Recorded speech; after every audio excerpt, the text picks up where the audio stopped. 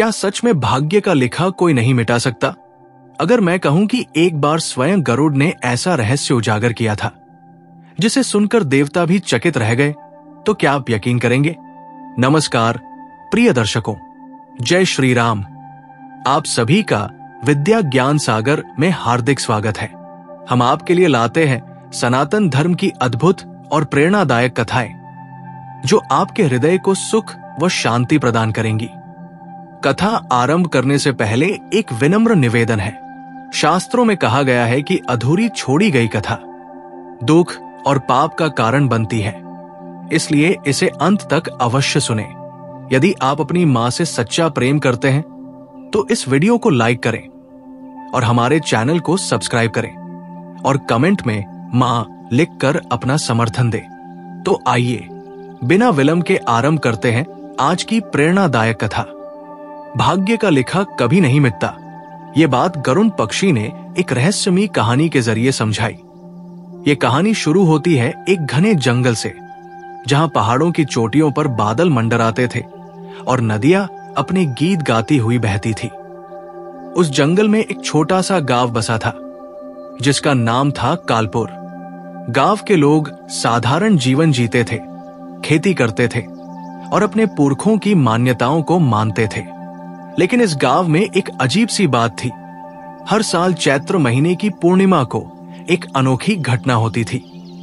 उस रात आसमान में एक विशाल पक्षी उड़ता हुआ दिखाई देता था, जिसके पंखों की छाया पूरे गांव पर पड़ती थी। लोग उसे गरुड़ पक्षी कहते थे, जो देवताओं का दूत माना जाता था। कहानी की शुरुआत होती है एक युवक से जिसका नाम था वीरन। वीरन गांव का सबसे जिज्ञासु और साहसी लड़का था। वो हमेशा उस गरुड़ पक्षी के बारे में सोचता था। गांव के बुजुर्ग कहते थे कि गरुड़ पक्षी हर साल एक संदेश लेकर आता है, लेकिन कोई नहीं जानता था कि वो संदेश क्या है। वीरन ने ठान लिया कि इस बार वो उस रहस्य को सुलझाएगा। पूर्णिमा की रात को जब चांद अपनी पूरी शोभा में था, वीरन अपने घर से निकला। उसने अपने साथ एक लालटेन, थोड़ा खाना और एक पुरानी किताब ली जो उसके दादाजी ने उसे दी थी। किताब में कुछ प्राचीन मंत्र लिखे थे जिनका अर्थ वीरन को समझ नहीं आता था, लेकिन उसे यकीन था कि ये किसी काम आएगी। जंगल के बीच एक ऊंची पहाड़ी पर पहुंचकर वीरन ने देखा कि आसमान में गरुड़ पक्षी उड़ रहा था। उसके पंख सोने की तरह चमक रहे थे और उसकी आंखों में एक गहरी चमक थी। वीरन ने हिम्मत जुटाई और जोर से पुकारा, हे गरुड़, मुझे बताओ, तुम हर साल क्यों आते हो? तुम्हारा संदेश क्या है? उसकी आवाज जंगल में गूंज उठी। अचानक हवा तेज हो गई, पेड़ों की पत्तियां सरसराने लगी और गरुड़ पक्षी धीरे धीरे नीचे उतरने लगा। उसकी विशाल आकृति को देखकर वीरन का दिल जोर जोर से धड़कने लगा, लेकिन वो पीछे नहीं हटा। गरुड़ ने अपनी गहरी आवाज में कहा, वीरन, तुमने मुझे पुकारा, इसलिए मैं तुम्हें एक कहानी सुनाऊंगा। ये कहानी भाग्य की है जो लिखा जाता है और जिसे कोई नहीं मिटा सकता। वीरन ने सांस रोके उसकी बात सुननी शुरू की। गरुड़ ने कहा, कई साल पहले इस गांव में एक राजा रहता था जिसका नाम था सूर्यवंश। वो बहुत शक्तिशाली और दयालु था, लेकिन एक दिन एक ज्योतिषी ने भविष्यवाणी की कि उसका बेटा, जो अभी पैदा भी नहीं हुआ था, एक दिन उसके राज्य को नष्ट कर देगा। ये सुनकर राजा घबरा गया। उसने सोचा कि वो भाग्य को बदल देगा। उसने अपनी रानी को दूर एक किले में भेज दिया और कसम खाई कि वो कभी अपने बेटे को जन्म नहीं लेने देगा। गरुड़ रुका और वीरन की ओर देखा। वीरन ने पूछा, फिर क्या हुआ? क्या राजा भाग्य को बदल पाया? गरुड़ ने हल्के से मुस्कुराते हुए कहा, यह कहानी अभी खत्म नहीं हुई वीरन। भाग्य का खेल ऐसा है कि ये अपने रास्ते खुद बनाता है। मैं तुम्हें आगे की कहानी बाद में सुनाऊंगा। अभी तुम जाओ और सोचो कि क्या सचमुच भाग्य को रोका जा सकता है। इतना कहकर गरुड़ फिर से उड़ गया और उसकी छाया चांदनी में गायब हो गई। वीरन वही खड़ा रहा। उसके मन में सवालों का तूफान उठ रहा था। राजा सूर्यवंश का क्या हुआ, उसका बेटा पैदा हुआ या नहीं, और गरुण हर साल ये संदेश क्यों लाता है। कहानी अभी अधूरी थी और वीरन जानता था कि उसे फिर से गरुण से मिलना होगा। वीरन उस रात घर लौटा, लेकिन उसका मन शांत नहीं था। गरुण की बातें उसके दिमाग में बार बार गूंज रही थी। भाग्य का लिखा कभी नहीं मिटता। अगले दिन सुबह होते ही वो अपने दादाजी की पुरानी किताब को फिर से खोलकर बैठ गया। उसने सोचा कि शायद उन प्राचीन मंत्रों में कोई सुराग मिले। किताब के पन्ने पीले पड़ चुके थे और कुछ जगह स्याही धुंधली हो गई थी, लेकिन एक पन्ने पर उसे कुछ शब्द साफ दिखाई दिए। जो लिखा है वही होगा, पर उसे जानने की कुंजी समय में छिपी है। वीरन को समझ नहीं आया कि इसका मतलब क्या है, लेकिन उसने ठान लिया कि वो अगली पूर्णिमा तक इंतजार करेगा और गरुण से फिर मुलाकात करेगा। दिन बीतते गए और चैत्र की अगली पूर्णिमा आ गई। इस बार वीरन पहले से तैयार था। उसने अपने साथ किताब, लालटेन और एक छोटी तलवार भी ली, क्योंकि जंगल में रात को जंगली जानवरों का खतरा रहता था। वो फिर से उसी पहाड़ी पर पहुंचा जहां उसने गरुण को देखा था। चांद आसमान में चमक रहा था और हवा में एक अजीब सी शांति थी। वीरन ने फिर से पुकारा, हे गरुण, मैं वापस आया हूं, अपनी कहानी पूरी करो। इस बार जवाब में हवा और तेज हो गई और गरुण पक्षी एक चमकते तारे की तरह आसमान से नीचे उतरा। गरुण ने अपनी गहरी आवाज में कहा, वीरन, तुम में धैर्य और जिज्ञासा दोनों है। अब सुनो, कहानी आगे बढ़ती है। उसने अपनी बात शुरू की। राजा सूर्यवंश ने अपनी रानी को दूर किले में भेज दिया था। वहां रानी ने एक बेटे को जन्म दिया, जिसका नाम रखा गया अग्निवीर। लेकिन राजा को यह खबर कभी नहीं दी गई। रानी के वफादार सेवकों ने बच्चे को छिपा लिया और उसे जंगल के एक कबीले में पालने के लिए दे दिया। राजा को लगा कि उसने भाग्य को हरा दिया। वो खुश था कि उसका बेटा कभी पैदा नहीं हुआ और उसका राज्य सुरक्षित रहेगा। लेकिन भाग्य ने अपना खेल शुरू कर दिया था। अग्निवीर जंगल में बड़ा हुआ। वो तेज, ताकतवर और नन्हा योद्धा बन गया। कबीले के लोग उसे अपना नेता मानने लगे, लेकिन उसके दिल में एक अजीब सी बेचैनी थी। उसे सपने आते थे, एक सुनहरा महल, एक राजा का ताज और एक आवाज जो कहती थी, तुम्हारा असली घर तुम्हें बुला रहा है। एक दिन जब वो जंगल में शिकार के लिए निकला तो उसे एक पुराना सिक्का मिला। उस सिक्के पर राजा सूर्यवंश का चिन्ह था। अग्निवीर को नहीं पता था कि ये उसके पिता का निशान है, लेकिन उसने उसे अपने पास रख लिया। गरुण ने एक गहरी सांस ली और कहा, उधर राजा सूर्यवंश के राज्य में अचानक मुसीबतें शुरू हो गई। फसलें सूखने लगी, नदियां कमजोर पड़ गई और दुश्मन राज्यों ने हमले शुरू कर दिए। ज्योतिषी ने फिर से भविष्यवाणी की कि यह सब इसलिए हो रहा है क्योंकि राजा ने भाग्य से लड़ने की कोशिश की। राजा घबरा गया। उसने अपनी रानी को वापस बुलाया और सच जानने की कोशिश की। रानी ने रोते हुए बताया कि उनका बेटा जिंदा है, लेकिन कहाँ है ये उसे नहीं पता। वीरन ने बीच में टोकते हुए पूछा, तो क्या अग्निवीर अपने पिता से मिला? क्या उसने राज्य को नष्ट किया जैसा भविष्यवाणी में कहा गया था? गरुण ने अपनी चमकती आंखों से वीरन को देखा और कहा, कहानी अभी खत्म नहीं हुई वीरन। अग्निवीर की मंजिल करीब आ रही थी, लेकिन उसका रास्ता आसान नहीं था।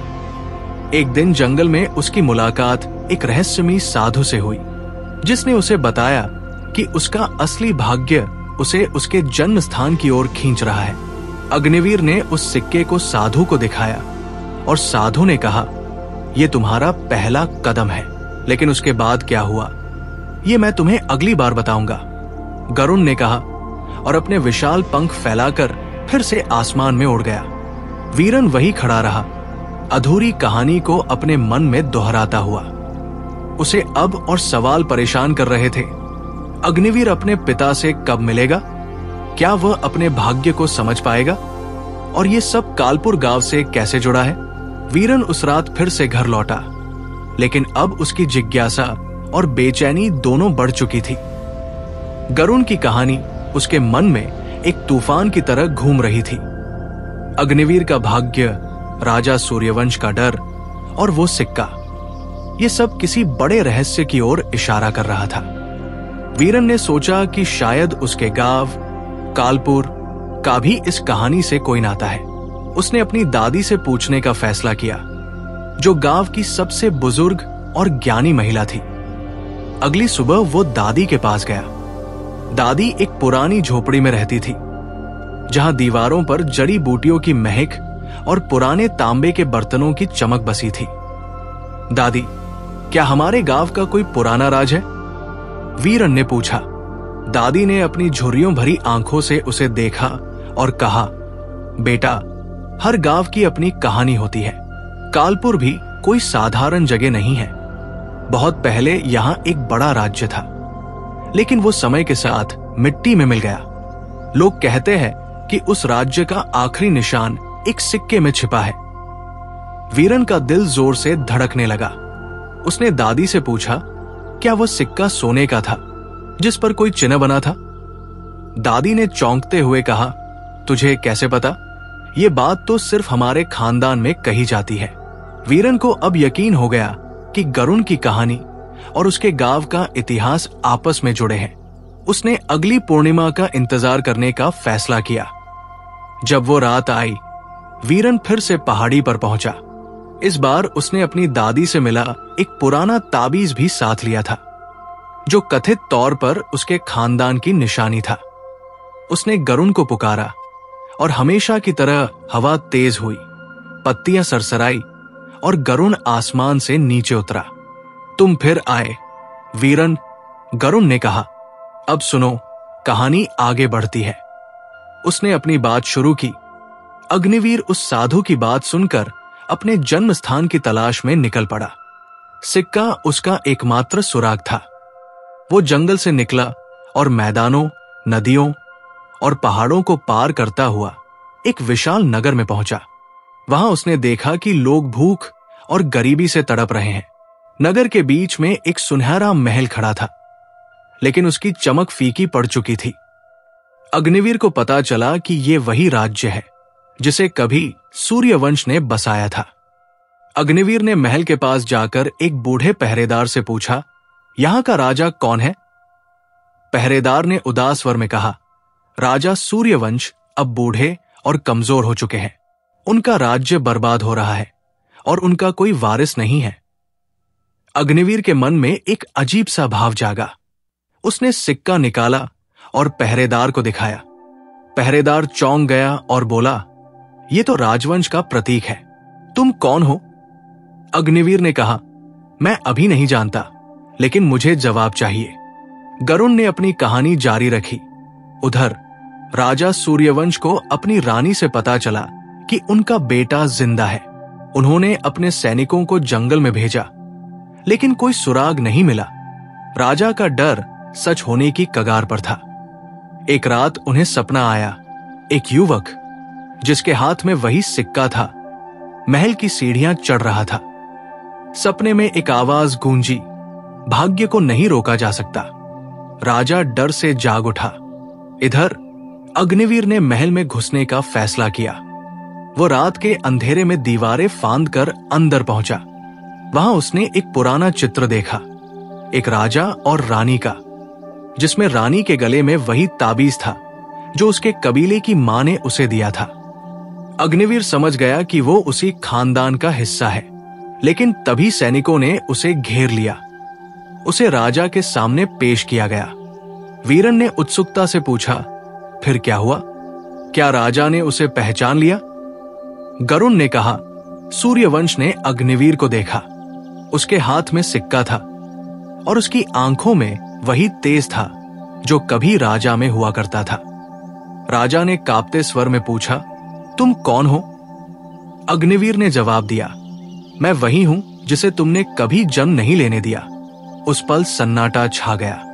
गरुण रुक गया और बोला, लेकिन यह कहानी अभी खत्म नहीं हुई। वीरन, अग्निवीर और सूर्यवंश का आमना सामना भाग्य का सबसे बड़ा मोड़ था। आगे क्या हुआ ये मैं अगली बार बताऊंगा। इतना कहकर गरुण फिर उड़ गया। वीरन के मन में सवालों का अंबार लग गया।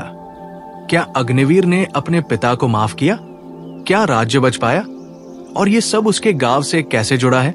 वीरन उस रात पहाड़ी से लौटा, लेकिन अब उसका धैर्य जवाब दे रहा था।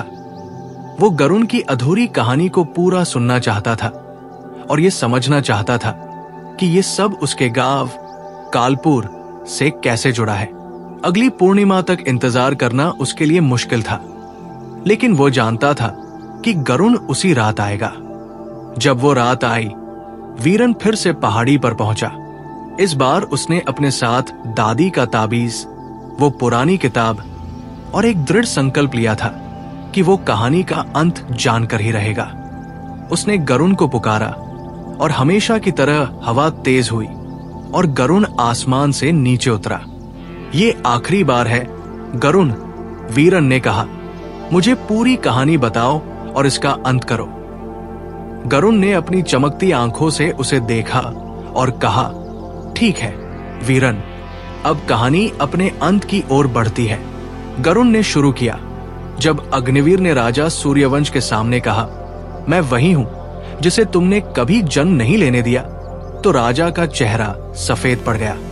उसने अग्निवीर के हाथ में सिक्का देखा और उसकी आंखों में अपने खोए हुए बेटे की छवि दिखाई दी। सैनिक तलवारें उठाए खड़े थे, लेकिन राजा ने उन्हें रोक दिया। उसने कांपते हाथों से अग्निवीर को पास बुलाया और पूछा, क्या तुम सचमुच मेरे बेटे हो? अग्निवीर ने जवाब दिया, मुझे नहीं पता कि मैं तुम्हारा बेटा हूं या नहीं, लेकिन ये सिक्का और ये ताबीज मुझे यहां तक खींच लाए हैं। राजा ने ताबीज को देखा और अपनी रानी की ओर मुड़ा, जो पास ही खड़ी थी। रानी की आंखों से आंसू बह रहे थे। उसने कहा, ये वही ताबीज है जो मैंने अपने बेटे को दिया था। ये मेरा अग्निवीर है। उस पल राजा का दिल टूट गया। उसने समझ लिया कि भाग्य से लड़ने की उसकी कोशिश बेकार थी। उसने अग्निवीर को गले लगाया और कहा, मैंने तुम्हें खो दिया, लेकिन भाग्य ने तुम्हें वापस ला दिया। लेकिन कहानी यहां शांतिपूर्ण ढंग से खत्म नहीं हुई। अग्निवीर के भीतर सालों का गुस्सा था। उस मां का दर्द जो उसे छोड़ना पड़ा, उस कबीले का संघर्ष जहां वो बड़ा हुआ, और वो अनजान पहचान जो उसे हमेशा परेशान करती रही। उसने राजा से कहा, तुमने मुझे मिटाने की कोशिश की। क्या मैं अब तुम्हारा राज्य संभालूं या इसे नष्ट कर दूं, जैसा भविष्यवाणी में कहा गया था? राजा चुप रहा। तभी ज्योतिषी, जो अब बूढ़ा हो चुका था, सामने आया और बोला, भविष्यवाणी पूरी होगी, लेकिन उसका मतलब तुम्हारे हाथ में है। नष्ट करना सिर्फ खत्म करना नहीं, बल्कि नया बनाना भी हो सकता है। अग्निवीर ने उस रात फैसला लिया। उसने राज्य को नष्ट नहीं किया, बल्कि उसे फिर से बनाया। उसने पुराने नियम तोड़े, गरीबों को जमीन दी और सैनिकों को जंगल में शांति बनाए रखने का आदेश दिया। सूर्यवंश ने अपने आखिरी दिन अपने बेटे के साथ बिताए, और जब उनकी मृत्यु हुई तो अग्निवीर राजा बना। लेकिन वो हमेशा जानता था कि ये उसका भाग्य था, न लिखा हुआ बल्कि चुना हुआ। गरुण ने वीरन की ओर देखा और कहा, अब समझो वीरन, कालपुर उसी राज्य का अवशेष है। तुम्हारा गांव अग्निवीर की कर्म भूमि था। ये ताबीज, ये सिक्का, ये सब उसी इतिहास के टुकड़े हैं। मैं हर साल इसलिए आता हूं ताकि कोई इसे याद रखे और समझे कि भाग्य को मिटाया नहीं जा सकता, पर उसे अपने तरीके से जिया जा सकता है। वीरन ने गहरी सांस ली। उसकी आंखों में आंसू थे, लेकिन मन में शांति थी। उसने गरुण से कहा, धन्यवाद, अब मैं समझ गया। गरुण ने अपने विशाल पंख फैलाए और कहा, यह कहानी अब खत्म हुई। वीरन, इसे अपने गांव तक ले जाओ।